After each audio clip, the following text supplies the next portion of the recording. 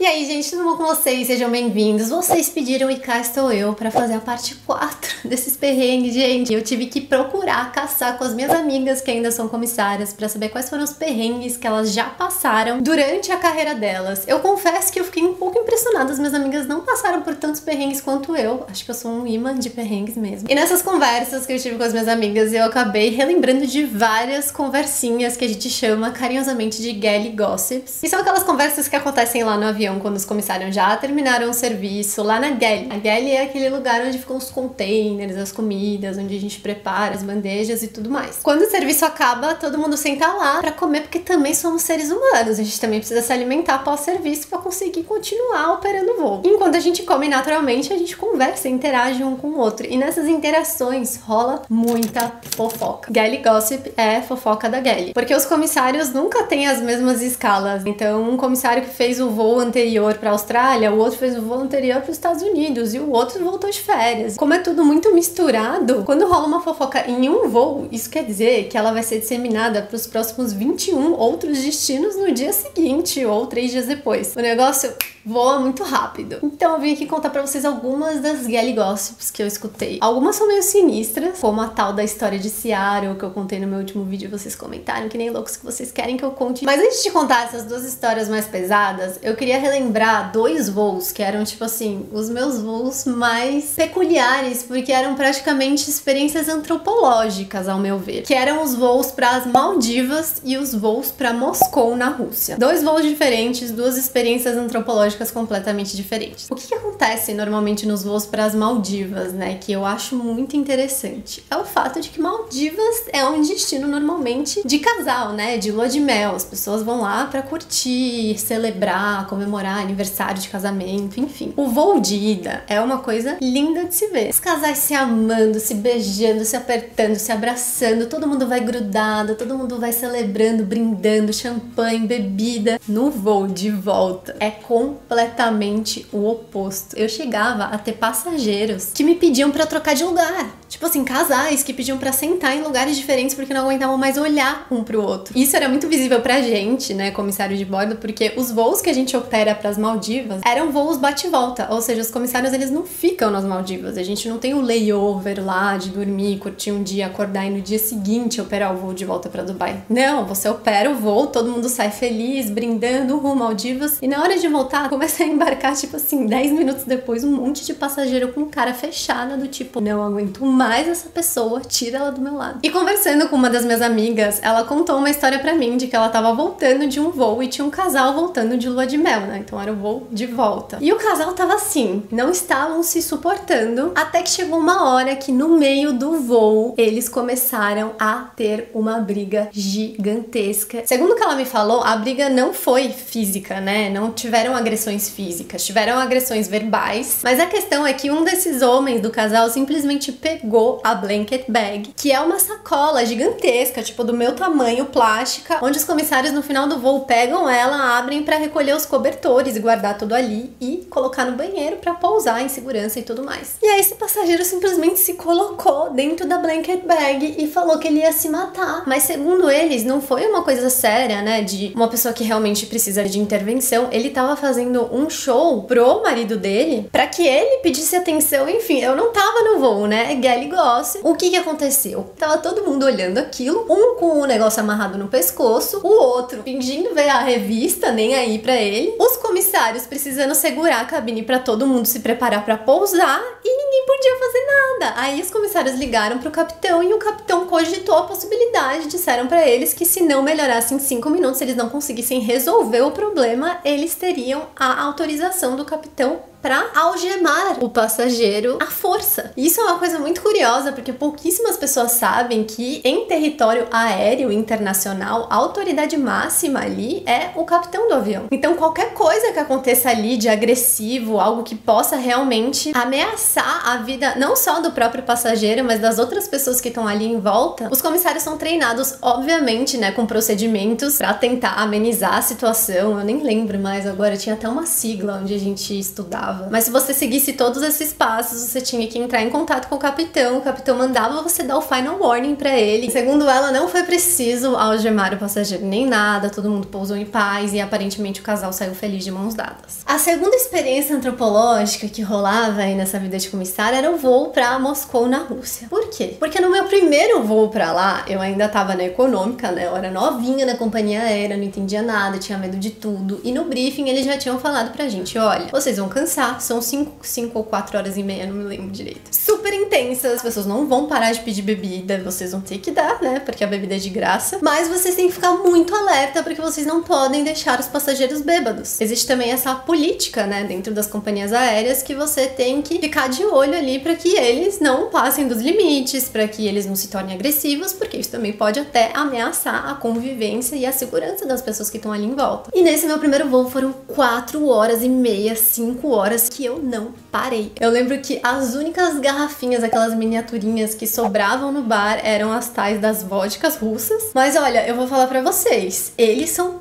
muito fortes pra bebida. Em nenhum voo meu pra Rússia, pelo menos, eu tive problemas com passageiros bêbados, por mais que eles zerassem o bar do avião. Era uma coisa de impressionar mesmo. Mas aí uma outra amiga minha me contou uma história também um pouco sinistra que aconteceu no voo dela, que um passageiro que tava vindo da Rússia fez escala em Dubai e foi pra outro destino, né? Normalmente Dubai é uma região ali só de escalas. Você vem de um lugar, para, troca de voo e vai pra outro lugar. Então esse passageiro já veio bebendo muito de um voo, provavelmente bebeu mais ainda ali no aeroporto e depois pegou um voo para outro destino e bebeu mais ainda. Ele ficou transtornado. Segundo ela, ele também tinha tomado alguns remédios e isso acabou dando um efeito psicológico nele, que ele começou a morder pessoas dentro do avião. Aí sim, os comissários de bordo tiveram que aplicar ali as técnicas de restraining, que são as técnicas de imobilização dos passageiros, né? E infelizmente chegou em um momento onde eles precisaram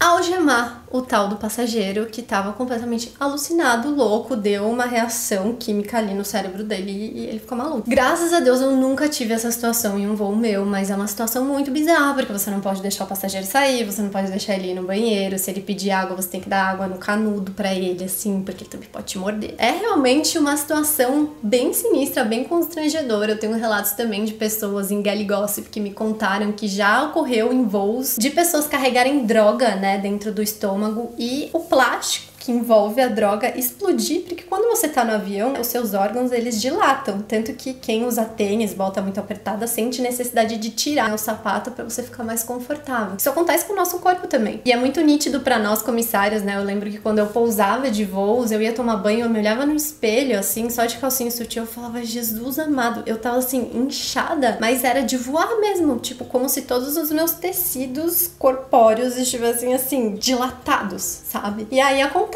né, de tráfico, infelizmente, de drogas e as pessoas carregarem a droga dentro delas e acontecer da bolsa estourar e a pessoa ter uma overdose. Só que, meu, imagina todos os efeitos de toda aquela quantidade enorme de droga dentro da pessoa. A pessoa alucina, a pessoa fica louca. E o relato que eu tive, que foi inclusive, segundo eles, de um voo do Brasil, a pessoa infelizmente veio a óbito porque não aguentou tudo aquilo acontecendo dentro do corpo dela. Eu já tive muito perrengue, mas ainda bem que perrengues nesse nível, assim, de morte a bordo, eu nunca tive. Agora eu vou contar pra vocês a Galley Gossip que eu mais me arrepiei até o último fio de cabelo desse corpo, que foi contada por uma chinesa em alguma galley, em algum voo da vida, que foi essa história aqui. Ela tava fazendo um ULR, que é aqueles voos extremamente longos, normalmente pra Nova Zelândia, pro Brasil também é ULR, né, que são 15 horas. O que acontece nesses voos que são aí 13, 14, 15, 17 horas? Os comissários, eles têm um tempinho pra dormir no tal do sarcófago, que é como a gente chama carinhosamente esse lugar. Na aviação internacional a gente chama de CRC, mas é um lugar mega compacto, onde os comissários têm o seu tempinho pra dormir, né, pelo menos os que conseguiam, porque eu nunca consegui dormir num CRC. É tipo uma triliche, só que o espaço é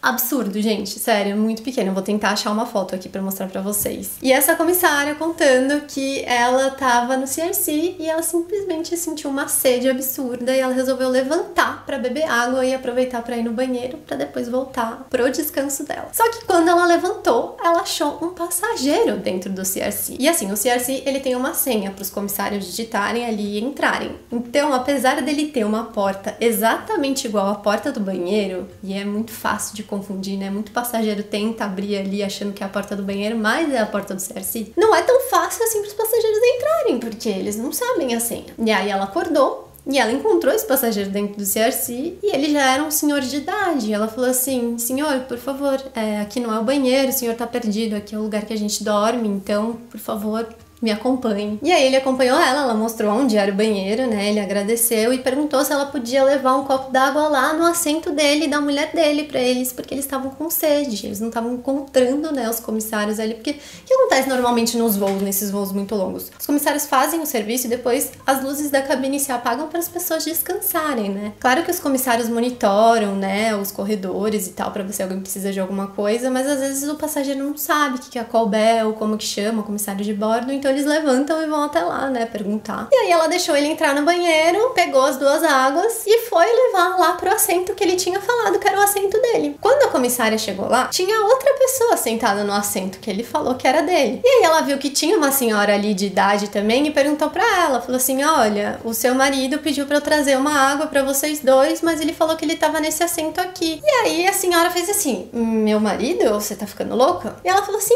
o seu marido, um senhor assim, assim, assado, descreveu ele mais ou menos. E aí a passageira olhou pra ela super séria e falou assim: você tá brincando comigo? Você tá achando que isso é engraçado? E aí a comissária falou: claro que não, ele simplesmente me pediu e eu só não entendi por que ele não voltou, por que ele não tá aqui, quem tá no lugar dele. E aí a passageira virou pra ela e falou assim: o meu marido tá aqui nesse avião sim, só que ele tá no cargo, dentro de um caixão, porque ele faleceu. O marido dela estava morto no cargo do avião. Vocês têm noção? E assim, né, gente? Obviamente, a comissária de bordo viu um espírito ou viu um fantasma? Nunca saberemos. E essa história nem aconteceu comigo e eu nem sei se é verdade, mas é realmente bem sinistro. E a última história, que é a história de Seattle, que infelizmente é uma história muito triste. Eu acho ela muito pesada pra contar aqui no YouTube, então eu vou tentar contar de um jeito assim mais leve possível. Em um voo pra Seattle, a tripulação tava super empolgada, todo mundo lá nos Estados Unidos, verão, vamos sair, jantar, todo mundo junto. E aí todo mundo se reuniu pra jantar em um lugar, o pessoal jantou lá, todo mundo. E aí uma parte dos comissários falaram: vamos pra outro lugar? Vamos pra uma festa? E aí uma parte falou: não quero, tô cansado, vou dormir. E eles falaram: não, beleza, vamos a gente então. E nessa festa eles estavam se divertindo super, começou a ficar mais tarde e parte do grupo que já tinha se desprendido falou: acho que a gente vai embora, já deu, né, tô cansada e tal. E aí começou essa, né, vamos, não vamos, mas não quero ficar sozinha, mas não sei, mas então vamos com a gente. E aí ela falou assim: eu acho que eu vou ficar, eu fiz uns amigos ali, tô me sentindo bem aqui, eu vou ficar, não tem problema, pega um táxi, né, a gente tá nos Estados Unidos, um Uber aqui, super baratinho. E aí os outros comissários falaram: não, sem problemas, fica aí então, qualquer coisa liga pra gente, manda mensagem, enfim, a gente vai voltar pro hotel, tudo bem? Tudo bem. Acabou a noite, dia seguinte, dia de voltar pra Dubai, né, então todo mundo teve a wake up call, que é a ligação que eles recebem pra todo mundo acordar e começar a se arrumar. Todo mundo se reúne no hall do hotel e os chefes de cabine ali, né, os supervisores começam a ver se tá todo mundo lá, começa a checar documento. E essa menina não chegava. E aí eles começaram a ligar pro quarto dela e ninguém atendia. Aí um dos funcionários pegou lá a chave, abriu o quarto e a menina não estava no quarto. Ou seja, a menina provavelmente não tinha voltado da noite, ou passou a noite na casa de outra pessoa. A verdade é que ninguém ficou sabendo por um bom tempo. Essa menina ficou desaparecida aí por 2 dias e em um voo que eu estava operando, essa chefe de cabine, né, que era a nossa supervisora, eu trabalhava na econômica ainda, cada cabine tem um chefinho, né, e a minha chefinha tava contando essa história, porque quem era o capitão desse voo era o marido dela. E aí ela tava contando o quanto ela tava preocupada e ela tava também querendo justificar o porquê que ela tava com o celularzinho dela ali o tempo inteiro, porque pra quem não sabe, os comissários, eles não são permitidos a ficar com o celular durante o trabalho. trabalho, né? Quando você entra no avião, desligou o telefone, e quando você sai do avião, você liga o seu telefone. E aí ela queria justificar pra gente pra que ninguém reportasse, porque lá também existe muita talaricagem das pessoas querendo reportar uma outra, infelizmente. Ela falou, olha, eu tô com meu telefone aqui porque eu tô preocupada, a polícia tá investigando, como ele era o capitão do voo, ele era o responsável por ela, então ele tá super preocupado e tudo mais. E isso tudo ela contou pra gente no voo de ida. 2 dias se passaram nesse layover, foi um layover também pros Estados Unidos de 2 dias, e aí na volta, depois do serviço, quando tava todo mundo comendo na galley, ela contou pra gente que ela recebeu uma mensagem do marido dela, dizendo que a polícia encontrou a menina em uma situação deplorável e ela tinha sido por mais de 40 homens diferentes durante 2 dias. Eu acho essa uma das histórias mais pesadas, porque são coisas que todos os comissários fazem. A maioria dos comissários, eles saem sozinhos ou saem pra encontrar amigos que moram em outros países, e você colocar um Boa Noite Cinderela ou uma droga na bebida de uma mulher, ou até de um homem também, qualquer pessoa tá sujeita, infelizmente, a esse tipo de abuso. E eu fico muito assustada quando eu penso, nossa, poderia ser eu, poderia ser uma amiga minha. Não é uma história legal, não é um perrengue legal. E ela me lembra muito também aquele caso que eu já cheguei a comentar algumas vezes aqui no canal, quando eu tive 2 abortos a bordo, né? Um deles foi de uma mulher local vestida de abaia, a gente já tava pousando, então não foi algo que eu tive que lidar tanto, mas um deles foi de uma pessoa vindo de Luanda. O homem do casal pediu a minha ajuda porque eu era a única pessoa que falava português durante o voo, onde tudo tava normal ainda, todos os passageiros estavam viajando, e ela tava de olho fechado, dormindo, e ele simplesmente virou pra mim e falou que ela estava sangrando muito, se eu tinha algum absorvente. E no avião a gente tem, né, um amenities, onde tem absorvente, várias outras coisas pra higiene feminina. E eu trouxe, né, esse combo de absorventes pra ela tava dormindo, eu deixei lá. Só que aí depois do serviço, depois de um tempo, quando eu nem lembrava mais direito dela, eu vi ela saindo do banheiro. E quando ela saiu do banheiro e eu reconheci ela e eu ia falar com ela, ela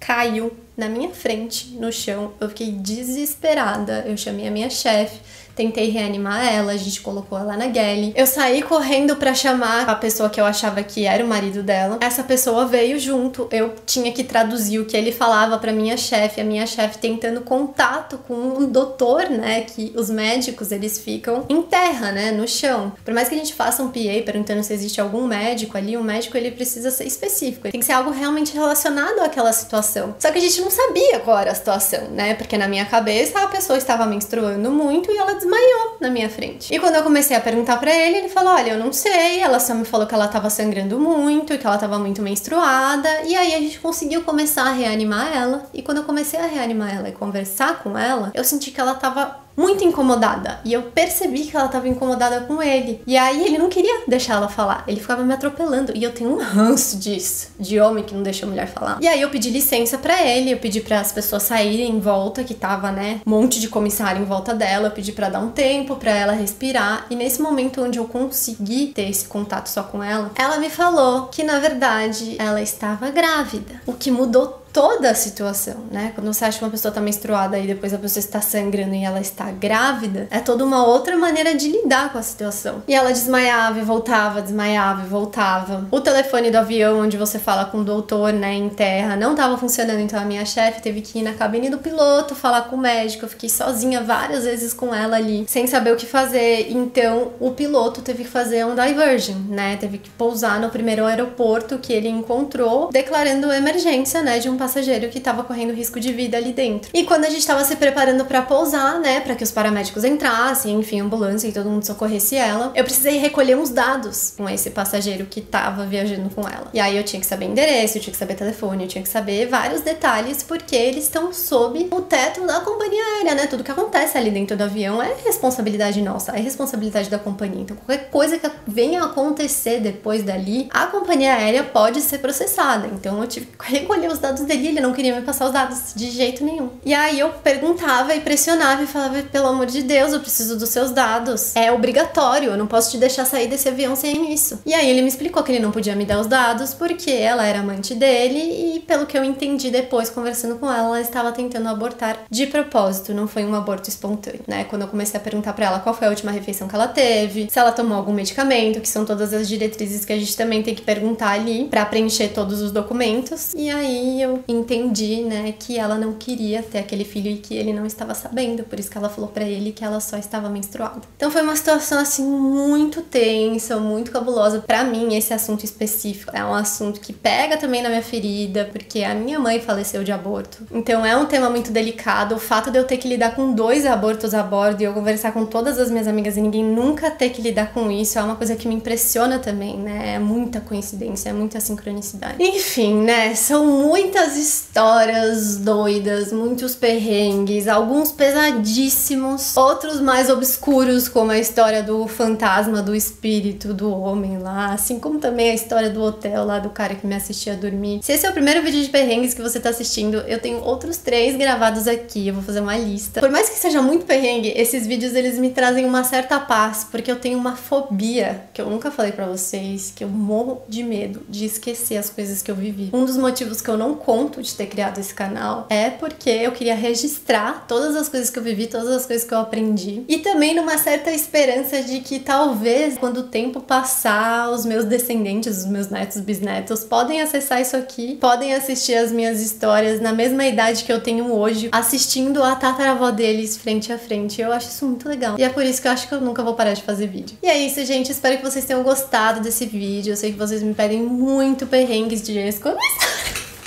Eu não entendi porque ele caiu em cima de mim. Eu já tô achando que tem espíritos aqui conversando comigo. Então eu vou terminar esse vídeo, tá, gente? Espero que vocês tenham gostado dele. Se vocês gostaram, deixa um comentário. Se inscreve no canal e torçam pra esse vídeo não ser desmonetizado, porque eu falo de tudo que o YouTube não quer que eu fale. Então é isso. Um beijo e até a próxima.